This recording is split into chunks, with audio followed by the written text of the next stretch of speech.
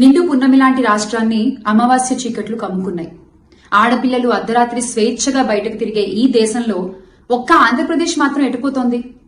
రామరాజ్యాన్ని రావణ కాష్టంగా మార్చినటువంటి ఈ కూటమి పాలనలో మతి స్థిమితం లేని అభాగ్యురాలపై అత్యాచారం, లేడీస్ హాస్టల్లో రహస్య కెమెరాలు, పసిపిల్లలు చనిపోతున్నా పట్టించుకొని వైనం, ఓట్ల కోసం గ్యారంటీలతో ప్రజల్ని బురుడి కొట్టించి అధికారంలోకి వచ్చిన ఈ కూటమి పాలనలో పసిబిడ్డలు సైతం జంకుతున్నారు.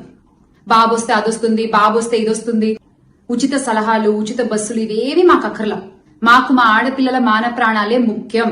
మీ సొంత జిల్లాలో ఇంత జరిగితే, ఇంత ఘోరం జరిగితే, ఒక్క 7 ఏళ్ల పాప చచ్చిపోతే మీకేం అనిపించట్లేదా బాబు గారు?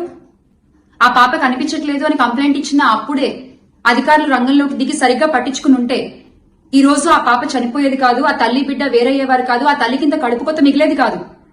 ఆడపిల్లలకి రక్షణ లేకపోవడం అనేది సిగ్గుచేటు.